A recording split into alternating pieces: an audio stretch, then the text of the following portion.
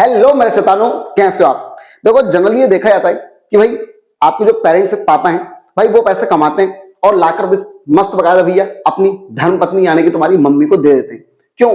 क्योंकि भाई देखो उनको पता है कि वो जो पैसा है वो कहां, कैसे, कब, कितना, किस तरीके से इस्तेमाल करना है, बहुत ही बेहतर तरीके से। ठीक है भाई, ये वही शख्स है, ठीक है, जो 2000 की चीज को भी 300 रुपए बोलकर लिया आता है। ठीक, ये बंदा भाई वही है, मतलब आपकी माँ वही है इंसान भाई, जो बोलती है कि नहीं नहीं आपको जरूरत है इतनी बड़ी शर्ट की, लेकिन नहीं नहीं इतना क्यों, फोर साइटेडनेस को देखकर कि भैया आगे भी यूज आएगी। ठीक, बड़ा भाई पहन लेगा, फिर उसका छोटा भाई भी पहन लेगा।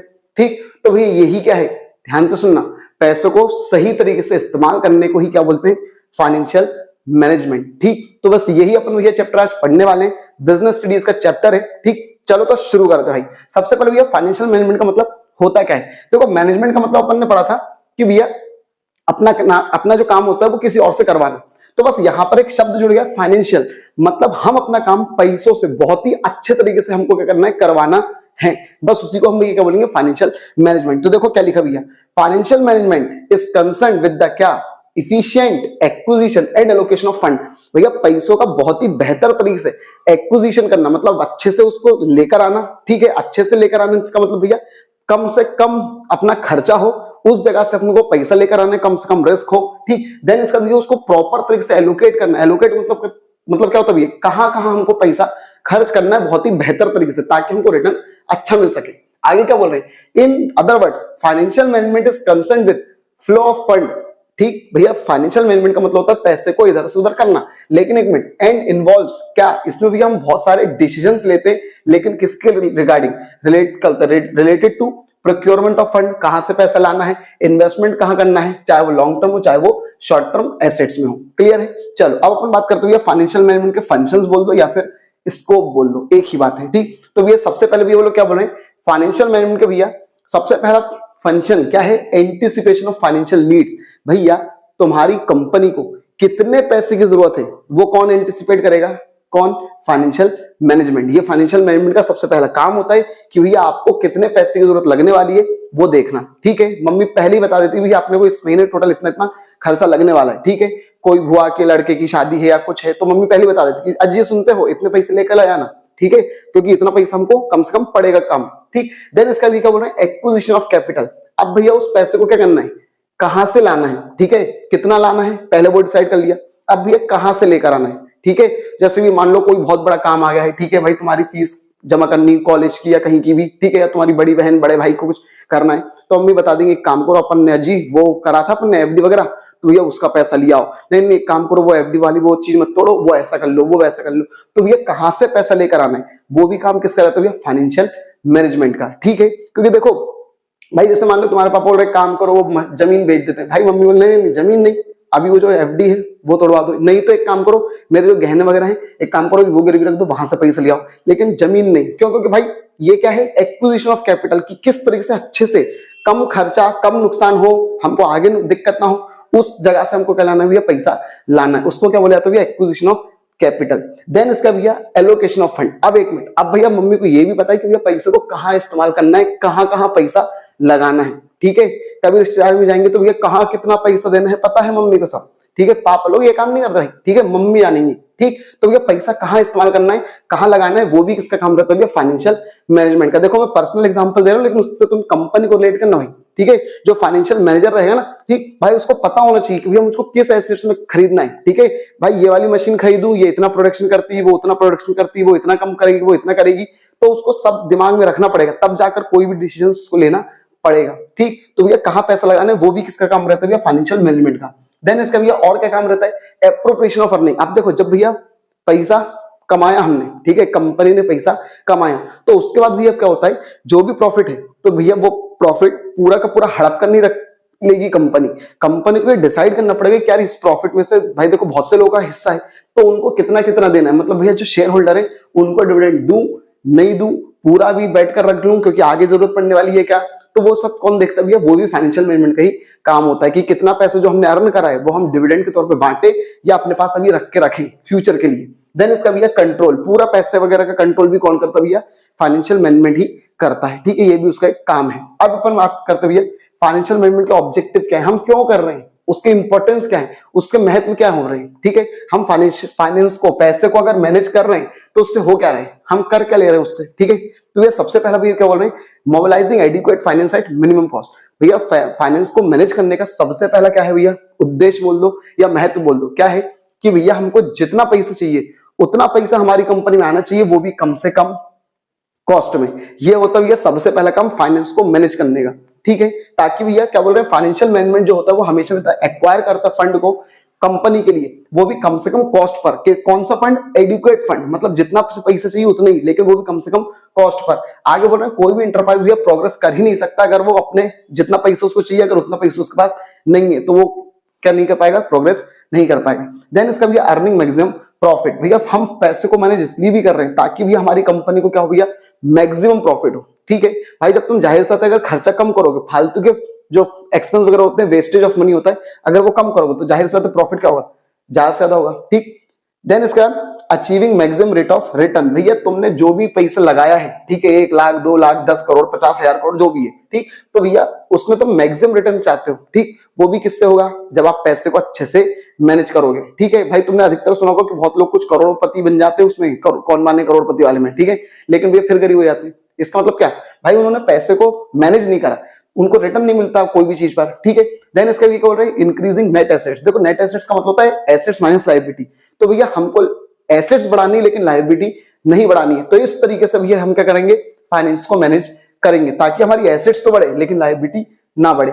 देन इसका भैया इफेक्टिव यूटिलाइजेशन ऑफ फंड। भैया पैसे का बहुत ही अच्छे तरीके से क्या करना है, इस्तेमाल करना है। वो अपन ने बार बार देखा है, ऑप्टिमम यूटिलाइजेशन ऑफ रिसोर्सेज। बिल्कुल उस पैसे को, एक एक पैसे को निचोड़ लो, इतने अच्छे तरीके से क्या करो भैया, इस्तेमाल करो, ठीक है। चलो अब अपन बात करते भैया, देखो आपको जब पैसे को इतना सब करना है, ठीक है, मैनेज करना, तो ये मैनेजमेंट में क्या होता है, आपको बहुत सारे डिसीजंस लेने पड़ते हैं, नंबर ऑफ डिसीजंस आपको लेने पड़ते हैं, ठीक। तो भैया उसी को क्या बोला जाता है, फाइनेंशियल डिसीजन। लेकिन अब एक मिनट, आप किसके लिए डिसीजंस ले रहे हो, पैसे के लिए, इसका उसका नाम क्या पड़ेगा, फाइनेंशियल डिसीजंस। देखो क्या लिखा है, क्या बोल रहा है भैया, financial management means taking decision about, sorry यहां पे मैनेजमेंट की जगह क्या कर लेना भैया, financial decision means taking decision about. हमको भैया फाइनेंशियल डिसीजन का मतलब 3 चीजों के बारे में हमको निर्णय लेना है। किन 3 चीजों के बारे में, इन्वेस्टमेंट, फाइनेंसिंग एंड डिविडेंड, ठीक। इन 3 चीजों के बारे में हमको निर्णय लेना है from the long term point of view, अपनी दूरदर्शिता को भी सोचते हुए, short term point of view को भी सोचते हुए, और इन दोनों को ध्यान में रखना है क्या, into consideration of all aspects, और सारी एस्पेक्ट्स को हमको ध्यान में रखना है, ठीक है। कंपनी की एक एक चीज को हमको ध्यान में रखना है, चाहे वो छोटे से, वो जो चीज है वो छोटे के लिए भी ध्यान रखना है, और वही चीज का ध्यान बड़े चीज के लिए भी रखना है, लंबे समय के लिए भी रखना है। फिर बोल रहा हूं, जब हम 3 चीजों के बारे में डिसीजंस लेते हैं, ठीक, long term point of view और short term point of view को सोचते हुए, ठीक है, और कंपनी की सभी चीजों को ध्यान में रखते हुए, उसी को भी फाइनेंशियल डिसीजन बोला जाता है। इसको मैनेजमेंट को फाइनेंशियल डिसीजन कर लेना बेटा, ठीक है। अब एक मिनट, अब बेटा फाइनेंशियल डिसीजन मैंने क्या बोला, 3 चीजों के बारे में डिसीजन लेना है, तो भैया ये 3 डिसीजन अपन डिवाइड कर दिए, इन्वेस्टमेंट डिसीजन, फाइनेंसिंग, देखो मेन हेडिंग का नाम है फाइनेंशियल, और ये इसका एक पार्ट है फाइनेंसिंग डिसीजन, कंफ्यूज मत होना, और एक है भैया डिविडेंड डिसीजन। तो सीधी बात भैया हमको इन तीनों के बारे में भी क्या लेना है, निर्णय लेना है। अब इन सबका अपने को मीनिंग अलग अलग पढ़ना है। देखो इन्वेस्टमेंट डिसीजन में ये 2 आते हैं, कैपिटल रेटिंग और वर्किंग कैपिटल मैनेजमेंट, ठीक है। फिर इसका भैया फाइनेंसिंग डिसीजन में कॉस्ट ऑफ कैपिटल आता है और कैपिटल स्ट्रक्चर आता है, ठीक। ये वाला अपने को इसके बाद पूरा बड़ा सा टॉपिक ये पढ़ना पड़ेगा कैपिटल स्ट्रक्चर वाला। देन भैया डिविडेंड डिसीजन में रिटेन अर्निंग और डिविडेंड, इनके बारे में हमको निर्णय लेना पड़ता है, ठीक। तो अपन पहले भी ये बात करते हैं, सबसे पहले भी है इन्वेस्टमेंट डिसीजन। तो देखो क्या, to make an appropriate choice as to where the resources should be क्या इंटरेस्टेड, ठीक है, वो इन्वेस्टेड होगा बेटे, invested so as to earn optimum possible return. भैया हम अपने पैसे को कहां पर इस्तेमाल करें, इन्वेस्टमेंट है इसको इन्वेस्ट कर लेना, हम कहां पर इन्वेस्ट करें ताकि हमें प्रॉपर जो पॉसिबल रिटर्न है भैया वो हम कमा सके, ठीक है, फॉर देयर इन्वेस्टर। क्योंकि भैया जिन लोगों ने हमारे कंपनी में पैसा लगाया है तो हम उस पैसे को कहां इस्तेमाल करें ताकि भैया हम अच्छा रिटर्न कमा सके, ताकि वो भी खुश हो सके और हम भी खुश हो सके, ठीक। आगे बोलो भैया, a long term investment decision is known as, बेटा लॉन्ग टर्म इन्वेस्टमेंट को क्या बोलते हैं, डिसीजन लेना है। अगर हमको कोई बहुत बड़ा पैसा लगाना है बहुत ही लंबे समय के लिए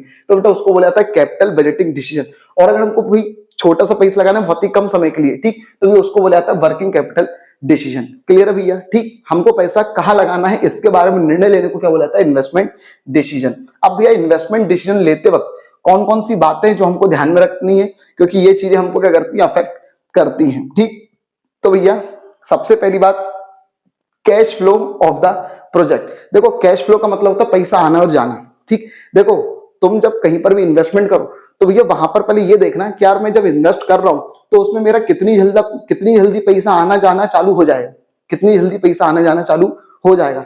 अगर हो जाएगा तब तो मैं खर्चा करूं, नहीं तो मैं खर्चा नहीं करूं। ठीक है, अधिकतर तुम देखते हो जब बहुत बड़ी बड़ी कुछ बिल्डिंग वगैरह बनती है, ठीक है, तो देखो जब मेन स्ट्रक्चर उनका बन जाता है, ठीक है, मेन स्ट्रक्चर जब बन गया तो उसके बाद वो थोड़ा थोड़ा चालू कर देते हैं। क्यों भाई? नीचे के प्लॉट्स वगैरह सेल कर दिए, धीरे धीरे बनना चालू हो गए, ठीक, रेंट पर दे दिए। क्यों? क्योंकि भैया उनको पैसा आना चालू करना पड़ेगा, ठीक है, ताकि भैया वो और आगे का काम कर सके। ठीक, तो भैया जिस इन्वेस्टमेंट में कैश का फ्लो रहेगा हम वहीं पर इन्वेस्टमेंट करेंगे, नहीं तो नहीं करेंगे। अगर कोई ऐसा प्रोजेक्ट है जिसमें पहले पूरा कंप्लीट होगा उसके बाद ही आपके पास पैसा आएगा तो भैया बहुत बड़ा पैसा लगने वाला है, तो सोच समझ के खर्च करना। ठीक है, तो भैया सबसे पहले क्या है? कैश फ्लो हमको देखना है कि उसमें भैया पैसा जल्दी आना चालू हो जाएगा या नहीं होगा।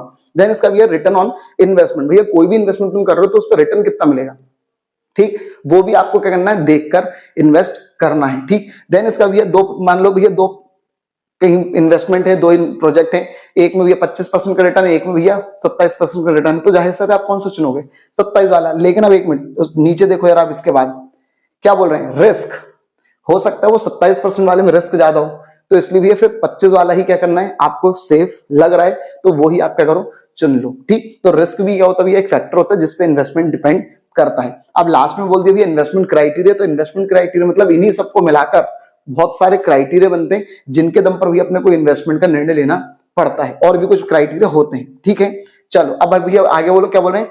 The finance manager must compare all the available alternative. भैया जितनी भी कंपनी के पास चीजें अवेलेबल है, अल्टरनेटिव चीजें अवेलेबल है, उन सभी को बेटा वो फाइनेंशियल मैनेजर को बेटा कंपेयर करना चाहिए कि किसमें रिस्क ज्यादा है, किसमें रिस्क कम है, किसमें रिटर्न ज्यादा है, रिटर्न कम है, और तब उसके बाद एक केयरफुल निर्णय लेना चाहिए। ठीक है, चलो देन इसका भी अपन बात कर रहे हैं कि भैया फाइनेंसिंग डिसीजन। अब एक मिनट, अभी अपन ने क्या निर्णय लिया कि यार कहां पर पैसा लगाना है, कहां पे पैसा लगाना है, लेकिन भैया वो पैसा जो लगाना है तुमको वो कहीं ना कहीं से लाना तो पड़ेगा ना पहले। ठीक, तुम्हारे पास तो है नहीं उतना पैसा, ठीक, तो तुमको क्या करना पड़ेगा? कहीं ना कहीं से पैसा लाना पड़ेगा। तो अब तुमको डिसीजन लेना है कि यार वो पैसा कहां से लेके आऊं, वो पैसा कहां से लेकर आऊं, तो भैया उसी को क्या बोला जाता है? Financing decision. क्या लिखा गया? Financing decision refers to the decision about the क्या amount of fund to be raised. ठीक है, हम जो पैसा लाना है वो फ्रॉम कहां से लेकर आए? लॉन्ग टर्म सोर्स, जो भी अलग अलग सोर्स हैं, ठीक है, देखो डिवेंचर है, शेयर है, बॉन्ड है, वगैरह वगैरह वगैरह बहुत कुछ है, तो हम कहां से पैसा लेकर आए, कहां से पैसा लेकर आए, तो ये उसी को क्या बोला जाता है? Financing decision. It involve identification of various available sources, बहुत सारे सोर्सेज होते हैं, उनमें से कौन से को हम चुने। ठीक, प्रोपोर्शन ऑफ फंड, कितना पैसा लाना है, उसकी कॉस्ट क्या रहेगी, ये सबको हमको ध्यान रखना है। ठीक, अब भैया वो लोग क्या बोल रहे हैं, ये थोड़ा सा इंपॉर्टेंट अंडरलाइन कर लेना, उसमें आ सकता है ऑब्जेक्टिव वगैरह में। Cost is an important consideration. अगर आप भैया कोई भी सोर्स को चुन रहे हो, ठीक है, कि यार पैसा शेयर से लाए, डिवेंचर से लाए, कहां से लाए, तो उसमें बेटा सबसे इंपॉर्टेंट रोल क्या करता है? कॉस्ट। उस चीज की कॉस्ट कितनी है? कॉस्ट मतलब भैया जैसे भी मान लो तुम डिवेंचर से पैसा ले रहे हो तो इंटरेस्ट जो तुम दे रहे हो ना, ब्याज, वो बेटा कॉस्ट है। तुम अगर शेयर से पैसा दे रहे हो तो तुम उसको बदले में क्या दे रहे हो? डिविडेंड, तो भैया dividend is the cost. Then इसका भैया the risk involve differ from source to source, अलग अलग सोर्स में अलग अलग रिस्क रहती है। ठीक, अब अपन नेक्स्ट एक और इंपॉर्टेंट टॉपिक पढ़ते हैं, क्या? Factor affecting financing decision. Financing decision को, ये जो हम डिसीजन ले रहे हैं ना कि कहां से लोन लेना है, कहां से पैसा उठाना है, ठीक, वो कौन से पॉइंट्स पर डिपेंड करता है? कौन सी बातें हैं कि हमारे निर्णय को अफेक्ट करती हैं? कभी तो हमको मना आता है कि यार शेयर से पैसा ले लो, कभी होता है डिवेंचर से ले लो, तो ऐसा कौन से पॉइंट है? तो भैया सबसे पहला पॉइंट भैया वो लोग क्या बोल रहे हैं? कॉस्ट। क्या भैया? कॉस्ट। अभी मैंने बताया था भैया कॉस्ट बहुत इंपॉर्टेंट चीज है। भैया सुनो, तुम्हारे पास ऑप्शन है शेयर से पैसे लेना, डिवेंचर से पैसे लेना, बॉन्ड से, कहीं से कहीं उससे, तुम भैया वहीं से पैसा लेना जहां पर तुमको कॉस्ट कम देनी पड़े, मतलब बदले में तुमको रिटर्न कम देना पड़े। ठीक है, तो वहीं से क्या करोगे भैया? तुम पैसा लोगे। देन इसका भैया रिस्क, जिस चीज में रिस्क कम है, ठीक है, तुम वहीं से पैसा लो। ठीक है, एक बंदा बोल रहा है भैया, मान लो दो लोग हैं जो तुमको लोन देने के लिए रेडी है, एक बोल रहा है भैया अगर एक भी किस्त मिस हुई, ठीक है, तो भैया मैं तुम्हारी ये चीज गिरवी है वो अपनी जब्त कर लूंगा, और एक बंदे ने बोला भैया एक काम करो, ठीक है, 3 किस्त अगर आपकी बाउंस आएगी तब मैं ये कदम उठाऊंगा, तो भैया तुम रिस्क कौन से में कम है? भाई सेकंड वाले में कम है, तो तुम वहां से पैसा ले लो। तो जिसमें रिस्क वगैरह कम होती है ना भैया, ये बहुत बेसिक एग्जांपल मैंने दिया था तुम लोग को, तो भैया वहां से अपन क्या ले सकते हैं, लोन ले सकते हैं, पैसा ले सकते हैं। फाइनेंसिंग डिसीजन को अफेक्ट करता है ये चीज। देन इसका भैया cash flow position, same same same. अब ध्यान से सुनना, अगर भैया तुम्हारी कंपनी में कैश फ्लो मतलब मैंने क्या बताया था, पैसा आना जाना, अगर तुम्हारी कंपनी में पैसा आना जाना लगा रहता है तो तुम बेटा किससे, डिवेंचर से पैसा ले सकते हो बिंदास। क्यों? क्योंकि देखो डिवेंचर को क्या देना पड़ता है, टाइम टू टाइम इंटरेस्ट देना पड़ता है। क्या देना पड़ता है? इंटरेस्ट। अब भाई अगर तुम्हारे जो पैसा है उसमें, जो बिजनेस है उसमें अगर पैसा आना जाना नहीं होता है तो तुम कहां से इंटरेस्ट दे दोगे? ठीक। हाँ, तो अगर भैया कैश फ्लो अच्छा है तो तुम डिवेंचर से पैसे ले लो, मस्त बकायदा इंटरेस्ट देना, कोई दिक्कत नहीं है। ठीक है, वो लोग तुम्हारे काम में इंटरफेयर नहीं करेंगे। लेकिन अगर तुम्हारी कंपनी में कैश का आना जाना अच्छे से नहीं है तो बेटा हाथ जोड़ के चुपचाप क्या कर लेना भैया, शेयर से पैसा ले लेना। ठीक, बस वो इन्वॉल्व करेंगे तुम्हारी चीजों में बार बार, ठीक है, इंटरफेयर करेंगे वो लोग। ठीक, लेकिन तुमको लेना पड़ेगा क्योंकि तुम्हारे पास कैश फ्लो नहीं है। ठीक भाई, तुम्हारे पास पैसा आने आना नहीं होता है ज्यादा। अब उन लोग को, शेयर वालों को क्या होता है, अगर डिविडेंड दोगे तो ठीक, नहीं दोगे तो ठीक, कोई दिक्कत नहीं है। तो इसलिए भी उनसे पैसा लेना अपने को फिर फायदेमंद रहता है। ठीक, देन इसका भी वो लोग क्या बोल रहे हैं, कंट्रोलिंग कंसिडरेशन, कंट्रोल कंसिडरेशन। अब एक मिनट, सेम बहुत इंपॉर्टेंट चीज, ध्यान से सुनना। अगर तुम पूरा ताकत अपने पास रखते हो, कंट्रोल अपने पास रखना चाहते हो, ठीक, तो तुम क्या इश्यू करोगे, डिवेंचर। तुम डिवेंचर से पैसे लोगे। क्यों? क्योंकि डिवेंचर लोग मैनेजमेंट में पार्टिसिपेट नहीं करते, पूरा कंट्रोल अपने पास। ठीक है, लेकिन अगर तुम अपना कंट्रोल बांटना चाहते हो, ठीक है, तो भैया तुम क्या कर लो, शेयर से पैसा ले लो, कोई दिक्कत नहीं है। क्लियर है? देन इसका भी क्या बोल रहे हैं, फ्लोटिंग कॉस्ट। देखो फ्लोटिंग कॉस्ट का मतलब होता है जो पैसा अपन ला रहे हैं उसको लाने के लिए भी अपने को कुछ पैसा खर्च करना पड़ता है। ठीक है, जैसे एक बहुत ही बेसिक एग्जांपल दूं, जैसे भी मान लो जब तुम बैंक के पास जाते हो लोन लेने, तो तुमको प्रोसेसिंग चार्ज, फाइल चार्ज, ये चार्ज, वो चार्ज, और कभी कभी अपने को मैनेजर वगैरह को भी खुश करना पड़ता है, तो अंडर द टेबल भी काम चलता है। तो वो जो पैसा लग रहा है, ठीक है, लोन लेने के लिए, मान लो तुम 10 लाख रुपए का लोन ले रहे हो, उसके लिए आपने भैया 20-25 हजार रुपए का खर्च कर रहे हो, ठीक, तो बेटा वो 25 हजार क्या है, फ्लोटिंग कॉस्ट। तो भैया अगर किसी चीज में फ्लोटिंग कॉस्ट ज्यादा है तो भैया सोच समझ के पैसा लेना वहां से। ठीक, तो ये भी चीज क्या करेगी, डिपेंड करेगी। देखो जब शेयर वगैरह से अपन पैसा लेते हैं ना, कंपनी की बात कर रहा हूं, तो भैया उनको बहुत सारे लीगल वर्क, पेपर वर्क, बहुत कुछ करना पड़ता है। ठीक है, तो भैया उसके कारण भैया वो लोग क्या बोल रहे हैं, फ्लोटिंग कॉस्ट अगर जहां पर कम रहेगी हम वहां से पैसा लेंगे, अगर ज्यादा रहेगी तो हम वहां से पैसा नहीं लेंगे। ठीक है, चलो देन इसका भैया अपन और आगे चलते हैं। फिक्स्ड ऑपरेटिंग कॉस्ट, ठीक है, सेम वही चीज भैया।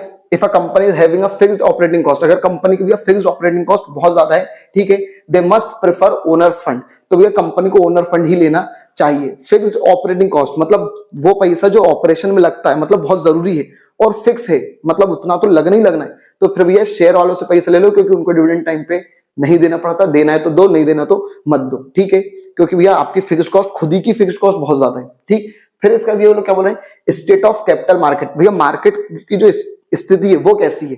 अगर भैया शेयर मार्केट बहुत भयंकर चल रहा है ऊपर, तो भैया तुम अगर चाहते हो ना कि यार डिवेंचर से पैसा ले लो, तो कोई डिवेंचर खरीदेंगे नहीं तुम्हारे। क्यों? क्योंकि मार्केट बहुत अच्छा परफॉर्म कर रहा है, तो सब लोग इक्विटी शेयर ही खरीदेंगे, तो तुमको भी जानबूझ के फिर इक्विटी से ही पैसा लेना पड़ेगा। और अगर भैया कैपिटल मार्केट डिप्रेस चल रहा है, बिल्कुल बियरिश चल रहा है, ठीक है, तो भैया फिर लोग क्या करेंगे, डरे रहेंगे। तो लोग क्या करेंगे भैया, तुम्हारे डिवेंचर से पैसा ले लेंगे। ठीक है, मतलब तुम बोलोगे भैया हम डिवेंचर देंगे, बोलेंगे हाँ हाँ भैया हम पैसा आपको दे रहे हैं, आप हमको डिवेंचर दे दो। इसका मतलब आप फिर जब बियरिश मार्केट है, डिप्रेस, क्या भैया, डिप्रेस, डी ध्यान रखना, डी से डिप्रेस, डी से डिवेंचर। जब मार्केट डिप्रेशन में चल रहा है तो आप डिवेंचर से पैसा ले सकते हो, आप मतलब कंपनी। लेकिन अगर ये मार्केट बुलिश चल रहा है, बहुत ऊपर चल रहा है, तो फिर भी आपको शेयर से ही लेना पड़ेगा। ठीक, अब अपन आते भैया एक और डिसीजन, लास्ट डिसीजन भैया अपना डिविडेंड डिसीजन। देखो डिविडेंड मतलब क्या होता है, पहली बात तो वो समझो। बहुत से बच्चों को भाई कॉलेज कर लेते हैं, 12th 11th सब हो गया, ठीक है, कॉलेज भी हो गया, लेकिन उनको भैया डिविडेंड का मतलब ही नहीं पता होता कई बार। भैया सुनो क्या होता है, जैसे सोल प्रोप्राइटरशिप की मैं बात करूं, मतलब मान लो मैं अकेला हूं, मैं अपनी कोई दुकान चला रहा हूं, तो भैया पूरा प्रॉफिट किसका, मेरा। ठीक है, 1 लाख 2 लाख जितना भी वो पूरा प्रॉफिट मेरा। पार्टनरशिप की बात करूं तो भैया पार्टनरशिप में भी क्या होता है भैया, 4 लोग हैं, 50 लोग हैं, ठीक है, ज्यादा से ज्यादा, तो भैया क्या होगा, जो भी प्रॉफिट आएगा 1 करोड़ 10,000 करोड़ 50,000 करोड़ जो भी है, वो सब पार्टनरों में क्या आएगा, बढ़े आएगा। ठीक, मान लो 50 करोड़ भी हो रहा है तो 1-1 करोड़ तो सबको बढ़ गया। ठीक, तो भैया 1 करोड़ एक अच्छा प्रॉफिट लग रहा है, ठीक है, लेकिन कंपनी में क्या होता है भैया, करोड़ों तो लोग होते हैं, बहुत सारे लोगों का पैसा होता है, ठीक है, बहुत सारे शेयर होल्डर होते हैं।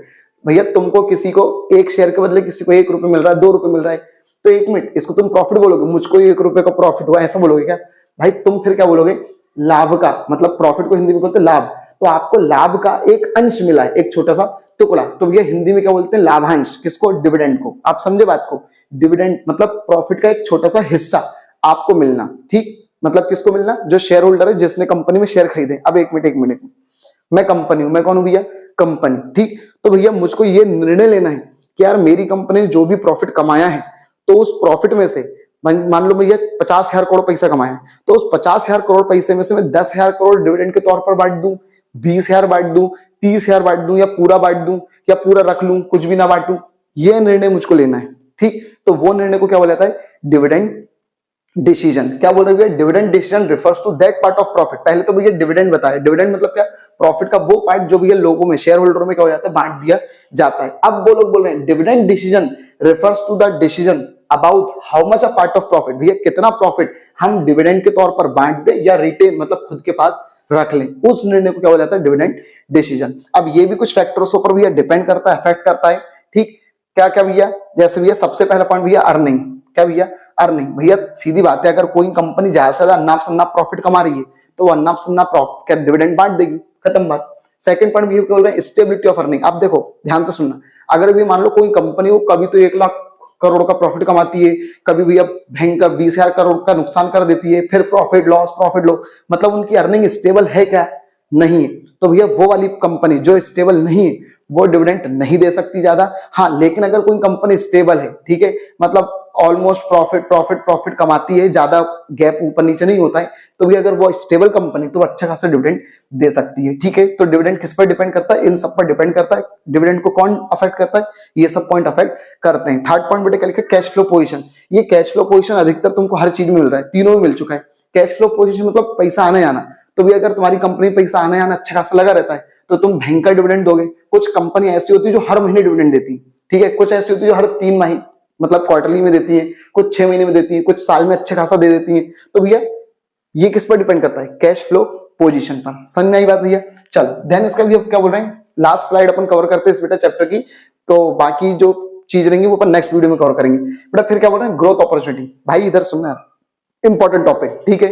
एक मिनट, अगर भैया तुमको लग रहा है, कंपनी को लग रहा है कि यार अभी आने वाले 1-2 साल में कुछ बहुत बड़ी अपॉर्चुनिटी मिलने वाली है, जिसमें बहुत भयंकर पैसा लगेगा, अपना करोड़ों रुपए लगेगा, तो क्या डिविडेंड के तौर पर प्रॉफिट बांटेंगे क्या, नहीं बांटेंगे, सीधी सी बात है, ठीक। देन इसका भी वो लोग क्या बोल रहे हैं, कहा गया स्टेबिलिटी ऑफ डिविडेंड। क्या बोल रहे हैं, some companies follow a stable dividend policy. कुछ कंपनी की पॉलिसी है ऐसी कि भी हम तो देंगे डिविडेंड प्रॉपर, ठीक। तो भैया as it has better impact on shareholder, क्योंकि वो शेयर होल्डर के ऊपर अच्छा इंपैक्ट रखना चाहते हैं, इंप्रूव्स द रेपुटेशन, जिससे कंपनी की रेपुटेशन भी होती है, तो ये जाहिर सी बात है फिर वो अच्छा खासा डिविडेंड देते हैं, ठीक। प्रेफरेंस ऑफ शेयर होल्डर, भैया शेयर होल्डरों की क्या प्रेफरेंस है, मतलब वो क्या चाहते हैं। एक और फैक्टर ये है डिविडेंड डिसीजन लेने में कि भैया जो शेयर होल्डर है वो क्या करना चाहते हैं, वो भैया डिविडेंड लेना चाहते हैं या भी डिविडेंड नहीं लेना चाहते हैं, बल्कि अपनी कंपनी की और ग्रोथ चाहते हैं, ताकि उनका कैपिटल प्रॉफिट ज्यादा हो। कैपिटल प्रॉफिट मतलब मान लो भैया उन्होंने 1,000 का कोई शेयर खरीदा है, 1,000 का क्या खरीदा है, शेयर खरीदा है, तो भैया अगर वो डिविडेंड लेते रहेंगे, ठीक, तो भाई जाहिर सी बात है कंपनी के पास प्रॉफिट बचेगा नहीं, तो वो ज्यादा इस्तेमाल कर नहीं पाएगी, ज्यादा यूज नहीं कर पाएगी, तो उनकी ग्रोथ थोड़ी धीरे धीरे होती रहेगी, ठीक है। इसका मतलब वो जो 1,000 रुपए का शेयर है वो भैया 1200 हो गया बहुत ठीक ठाक तक बहुत दिनों में, ठीक है, फिर 1250 हो गया, फिर 1100 हो गया, फिर ऐसे ऐसे होता रहेगा। लेकिन अगर मान लो कोई कंपनी जो डिविडेंड नहीं दे रही है, या मतलब मान लो उसके शेयर होल्डर बोल रहे हैं नहीं हमको डिविडेंड नहीं चाहिए, तुम तो जो भी पैसा आता भयंकर इन्वेस्ट करो, बहुत तेजी से ग्रोथ। तो एक मिनट, उनका जो 1,000 का जो शेयर था वो भैया 2,000 हो गया, 4,000 हो गया, 10,000 हो गया, 18,000 हो गया, 15,000 हो गया, 20,000 हो गया। तो भाई एक मिनट, इसका मतलब ये होता है कैपिटल प्रॉफिट। ये क्या होता है, कैपिटल प्रॉफिट। अब समझ में आई बात। तो ये कैपिटल प्रॉफिट वगैरह शेयर होल्डरों की प्रेफरेंस क्या है, उस पर भी क्या होता है, डिविडेंड डिपेंड करता है। टैक्सेशन पॉलिसी, अगर भैया मान लो टैक्स वगैरह बहुत ज्यादा है, ठीक है, तो देखो क्या लिखा है, the tax the rate of dividend is also depend upon the taxation policy of government. If the tax rate is high, the company prefer to pay less dividend. भाई अगर टैक्स बहुत ज्यादा है, ठीक है, मान लो भैया सरकार ने बोल दिया कोई भी डिविडेंड अगर मिलेगा तो भैया उस पर हम 10% का टैक्स लेंगे, ठीक है। तो भैया हमको यार अगर 100 रुपए हमने कमाए तो 10 रुपए तो हमको यार सरकार को देना पड़ेगा, ठीक। वहीं पर तो भैया फिर क्या करेगी कंपनी, कम डिविडेंड देगी, ठीक। लेकिन एक मिनट, अगर मैं ये मान लो सरकार ने बोल दिया हम बस 2% क्या लेंगे, डिविडेंड, वो टैक्स लेंगे, तो भैया फिर अन्नाप शन्नाप डिविडेंड देगी कंपनी, ठीक, क्योंकि 2% देना है, 100 रुपए कमाएंगे 2 रुपए देंगे, खुश रहो सरकार, तुम भी हम भी खुश रहते हैं, ठीक। तो ये डिविडेंड पॉलिसी क्या है वो डिपेंड करता है, ठीक। देन इसका भी क्या बोल रहे हैं, access to capital market consideration, ठीक। If a capital market can easily be क्या assessed or approached, then raise capital by approaching capital market. But if it is difficult for company to approach and access capital market, then company use reserve. ठीक है भाई, देखो अगर ये company capital market जाकर पैसा ला सकती है, ठीक, तो कोई दिक्कत नहीं है। जो पैसा हमने प्रॉफिट से कमाया वो डिविडेंड के तौर पर बांटो, खत्म बात, पैसा उठा लेंगे मार्केट से। लेकिन अगर कोई कंपनी मार्केट नहीं जा पा रही है, मतलब जो शेयर मार्केट वगैरह है वहां से आईपीओ नहीं लॉन्च कर पा रही, बहुत कुछ दिक्कत आ रही है, तो फिर भैया जब वो अगर बाहर से पैसा नहीं ला पा रही है तो वो क्या करेगी, एक बार जो उनको पैसा मिला था उसमें से उन्होंने प्रॉफिट कमाएंगे, वो प्रॉफिट को बचा कर रखेंगे, वो डिविडेंड देने वाले नहीं है। देन इसका भैया लीगल रेस्ट्रिक्शंस, कुछ लीगल रेस्ट्रिक्शंस भी होते हैं। मान लो कोई कंपनी, उसके ऊपर बहुत भयंकर लोन वगैरह है, तो फिर वही वो लोन अगर इतना है तो बैंक वाले आएंगे और बोलेंगे चुपचाप बैठे रहना, डिविडेंड वगैरह दे मत देना, तो वो सब भी मैटर होते हैं बेटा। फिर इसका भी कॉन्ट्रेक्चुअल कंस्ट्रेंट्स, मतलब ये क्या है, when company take long term loan from financial में सम, हाँ ठीक है, वही सेम चीज, जो अगर कोई किसी से लोन लिया है तो वो कई बार क्या कर देता, रेस्ट्रिक्शंस लगा देता है। फिर इसका भैया स्टॉक मार्केट रिएक्शन, भैया क्या होता है, the declaration of dividend has impact on stock market, जो डिविडेंड का डिसीजन होता है वो भैया स्टॉक मार्केट पर इंपैक्ट करता है। Increase in dividend is taken as a good news in the stock market, अगर भैया कंपनी ने डिविडेंड बोला कि भैया हम डिविडेंड देंगे, तो भैया स्टॉक मार्केट में एक अच्छी न्यूज आती है, ठीक, जिससे भी क्या होता है, जो सिक्योरिटी होती है, शेयर होते हैं, उनके बेटा प्राइस क्या जाते हैं, बढ़ जाते हैं, ठीक है। लेकिन फिर उसके बाद ध्यान रखना, उसके बाद वो गिर भी जाते हैं, ठीक है।